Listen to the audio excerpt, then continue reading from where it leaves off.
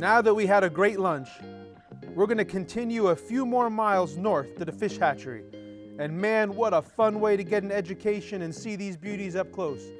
We even got some hands-on experience. Check these guys and gals out. Meet the man in charge, David Peace. Take us to the little fishies. Will do, let's go. So it all starts inside. Well, it's kind of hard to explain because we spawn the fish down there, so when does it really start? When we take the eggs or from down here? But we're gonna go where the eggs are right now. So this is our hatch house. This is where the babies come. Each one of these are called Heath incubator trays. So each one of these trays will hold 5,000 eggs. And as they develop, we go through and do what's called a shock and a pick. And it's not electricity shock, it's we take the trays out and we rattle them, we'll pour them through a machine. And what that does is if the egg is not fertilized, the embryo will pop and it turns the egg white. And then we go through and pick out the bad eggs, re-inventory them back into the tray to where there's 5,000 in each one of these trays. Wow. So these are summer steelhead that we spawned a while back. Whoa, oh, there's some white ones. Is that what you're talking about? Yeah, so those are the white ones that they weren't fertilized, so they're the ones that die. These are just starting to hatch. If you look real close, you can kind of see the different color. The black spots are their eyes. Oh, so if we're real careful here, you can kind of see those eyes? That's their eyes. Yep. Okay, and it's cold in here. I mean, so what happens in the summertime? Is this air conditioning all the time? No, this is just cold because of all the water. Okay. Our water's running about 45 degrees right now, so that just keeps things nice and cool in here. Even in the summer when it's 100+ degrees, you come in here and it's pretty nice. It's still like this? Yeah. Okay. Yeah, it was cold in there. I do have some fish that are starting to hatch, so now we call them fry. Fry? Yeah, so when they're the eggs, they're eggs. When they're hatched, but still have their yolk, they're fry. Fry. And then once we put them in the ponds, that yolk is absorbed. Those are now fish. Yep. So you can see how much these are swimming around a little bit more. And how long they stay in here? It's all temperature dependent. Okay. We heat the water, they develop faster. We cool the water, their development slows down. That's crazy. I didn't realize so much was involved. I thought you throw the eggs in the water, they hatch, you throw them in the water, in the river. If it was only that easy, right? Wow, I had no idea. Once they, what we call button up, they absorb that yolk, there's just a very thin line down their belly. That's when we'll either put them in these starter troughs or they'll go directly outside. Some of our takes or our groups are over 2 million fish. They won't all fit in here, so we have to put them directly outside. Okay, so all these numbers, 5,000, 5,000, 5,000, 2 million. So if somebody was to say, well, do you have a number that you produce fish a year? Is there a number, like a whole number? I can't give you the exact number because it's constantly changing, but it's over 5 million fish in a year. 5 million fish, okay, that's incredible. So these are rainbow trout, and there's about 40,000 fish, 40 to 50,000 fish in each one of these troughs. You can see here we have some food, but these guys have been eating pretty good. See, they're coming up and whacking it. Look at that. So these are rainbow trout. So it's not just salmon here. It's all kinds of fish. Yeah, we raise rainbow, summer steelhead, winter steelhead, spring chinook, fall chinook, and coho. Once they're in here and we get about 150 pounds in each one of these troughs, that's when they get moved outside.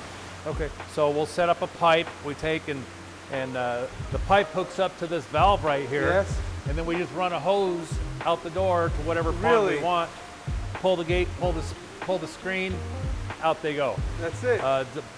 Best thing is not to handle fish, right? Okay. So we're doing what we call water-to-water transfer. They're in the water, they stay in the water, and they go to the water. And this is that water? Yep. This is all natural water? All Rogue River water. All Rogue River water, okay. And it's just like a big water slide for fish, So we do have some coho in here. These were raised in what we call incubator jars, which are those right there. I don't have any with just eggs in them right now. These have all hatched, and when they hatch, they do what they call swim up.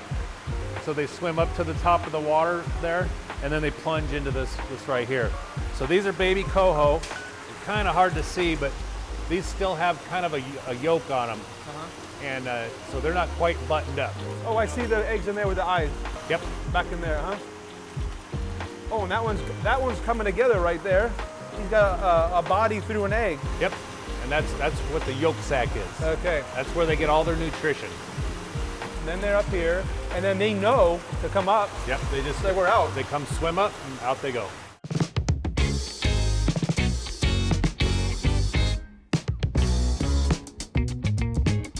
Now we're heading to see the next process from the hose out to a pond. Yep. So we call it ponding them outside or moving them outside. So we'll run the hose using gravity. It's just going to flow naturally downhill, and then they'll end up in one of these ponds over here. These are spring Chinook that were freshly ponded. So there's approximately 500,000 in this pond. Like I said, as they get bigger, they're going to need more space. So they're going to go into another pond. So then, yeah, they'll go to their final destination pond after that. And it depends on the species. The steelhead, they'll go out in April, late April, early May.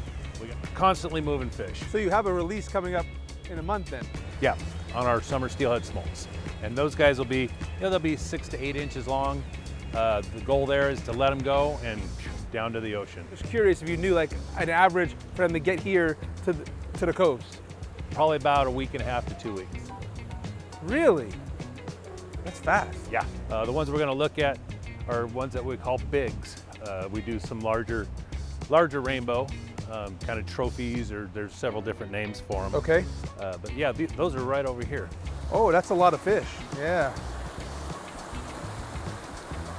So those are about 10 inches. These guys are probably more around the 12 to 14 inch range. So it's not long until they get to go do their thing then. Yep. These actually we took a load of these out this morning. They were headed to Upper and Lower Empire Lakes down on the coast. And we do what we call holding the fish, which means we don't feed them for at least 2 days before we haul them. Because if you load them up with a full belly, they stress real easily. So we let them get all that stress out before we put them on the truck. And bonus is when they come off the truck, they're hungry. They're ready to go. Well, that's how I started today. Yeah. So I have no stress right now, but I'm hungry. There you go. So. Maybe a little fish sandwich. Yeah, maybe a little fish sandwich. And so what are these big ones? So these are where That's where they come in? Yeah. So these are what we call our holding ponds, adult holding ponds. So the fish, we can go over there too. And the fish come up the river, and there's an approach channel, and then they come up the fish ladder into our collection pond, and from the collection pond we sort them out, and we'll see some tubes where we throw the fish down. So they'll decide, okay, is that one brood, one that will spawn, it gets thrown here. Is it excess, it'll go thrown in another one. Come on, let's see where it actually really begins. So this is what I call the approach channel. The fish will start off 157 miles downstream at the ocean, and they'll work their way up, dodging predators, fishermen, just trying to get here to spawn. And so they come into this approach channel, and there's a big hole in the concrete you can kind of see. Yep, I see it. So the fish will swim in that hole, and then they'll work their way on up the ladder and then jump into our collection pond. And then we'll clean that out weekly. And the fish ladder's built so the fish has a place to rest. They don't have to work hard. They'll make a jump. There's all these back eddies. They just kind of hang out. I'm going to go to the next one, and up they go. And then the final jump will be over there into the collection pond. Which is right there. Yeah. Look. I don't know if he just got up or he's trying to get up or what. And if you look up there, you can see there's a decent number of fish in the collection pond. It's not full by any means, but there's a few of them in there. So we'll get to play with some fish here in a little bit. And then they're just going to hang out there for now until it's time. Yep. That's what you were talking about, the collect. Yes. You have a lot of responsibility. Yeah. Man, good for you. Man, I think people need to know how hard people like you work behind the scenes. It's definitely challenging at times. Other times, it's great. We're down here having a good time playing with fish, Sure. making fish. 5 million babies a year. Hey, Jeez. But yeah, there's a lot behind the scenes that people don't know.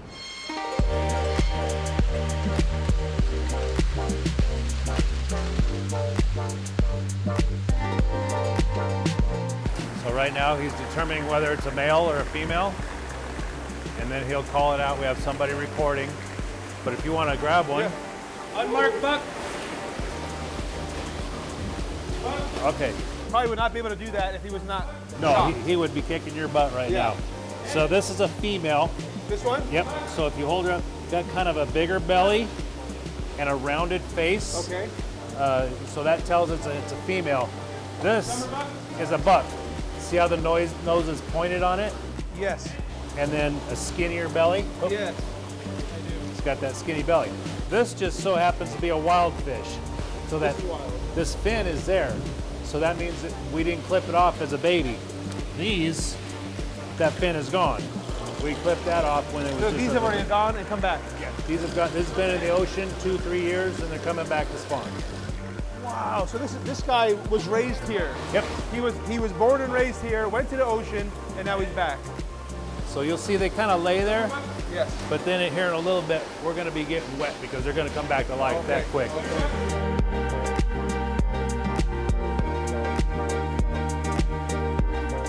That was so cool. And it was fun. And it smelled.